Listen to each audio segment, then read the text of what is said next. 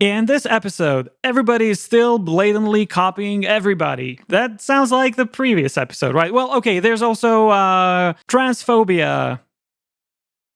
Yay.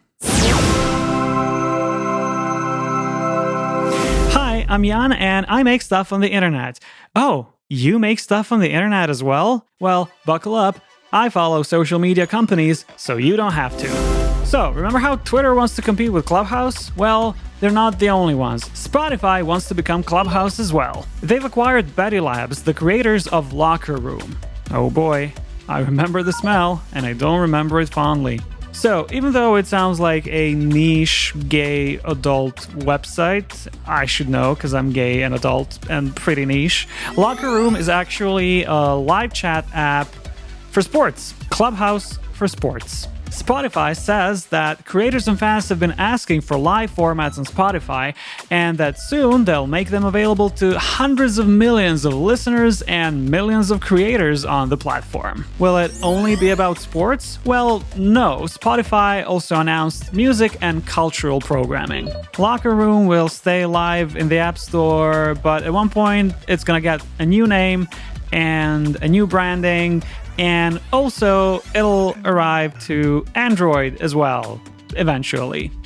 So, wanna hang out in the Locker Room? Am I the only one who thinks of not safe for work stuff when I say that? I mean, the logo doesn't help either.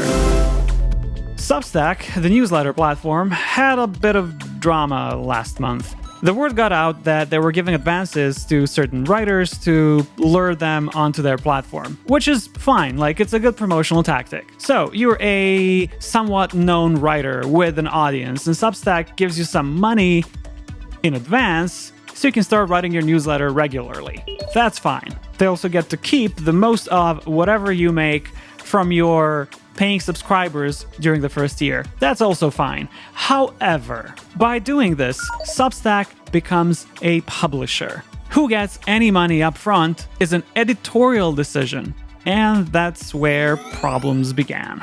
Some writers who publicly stated that they have received advances from Substack have questionable opinions at best. We're talking high-profile writers who are known for hateful writing on marginalized groups, including, but not limited to, women and trans people.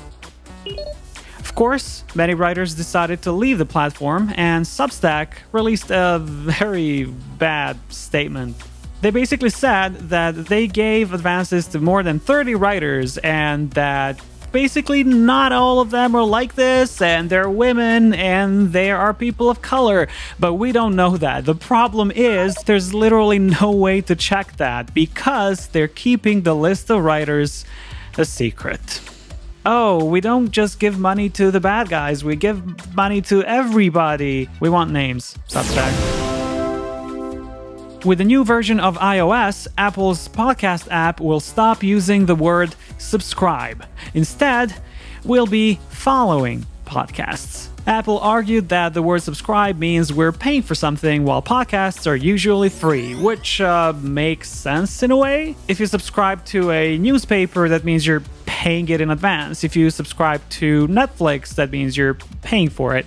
If you subscribe to, Spotify or Apple Music, you're paying for the service. And apparently that confuses almost 50% of users. Obviously, the other half thinks that subscribing to a podcast is such a common term that we shouldn't really change it, but there are some paid podcasts that you do have to subscribe to, so I guess that this distinction is actually fine. Apple's not the first to do this. Spotify, Stitcher, and Audible already use follow instead of subscribe, so we might as well just get used to saying follow my podcast already. And by the way, I have a podcast where I have a virtual drink or a real drink virtually with other creatives. It's called Virtual Beer Podcast, and you can find it at virtualbeerpodcast.com or follow it wherever you follow your podcasts.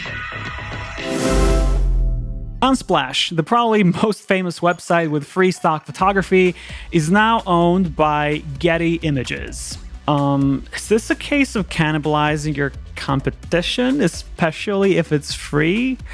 Apparently, it's not. Unsplash says they'll continue to operate as usual, that the entire team is staying, and that the main difference is having access to the resources and the know-how of Getty Images. If you're a photographer and you've uploaded some photos to Unsplash in the past, don't worry, Getty doesn't own them. Facebook is developing their own newsletter tool. Okay. It's gonna be free and it'll offer integration with Facebook pages because we all know how well Facebook pages work. It's also gonna be like Substack and it's also gonna integrate with Facebook groups. Hooray. And speaking of blatantly copying everything, Twitter is working on their own version of Facebook groups. They're called communities, and we've already heard stuff about them, but now we know how they're gonna look. And that is thanks to reverse engineering by Jane Manchun Wong on Twitter. Apparently, these features are already in the backend, and they'll also allow you to select a specific audience for each tweet, which doesn't sound bad.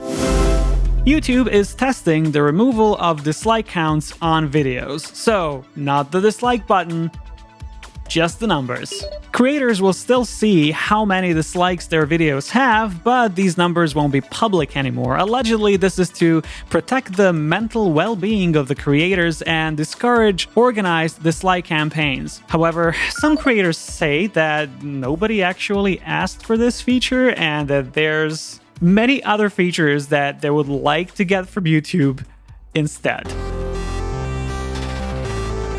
On that note, if you liked this video, please give it a thumbs up, and if you hated it, send it to somebody you hate. You'll probably ruin their day. In the meantime, if there's any social media or content marketing trend I should pay attention to, let me know in the comments. Bye!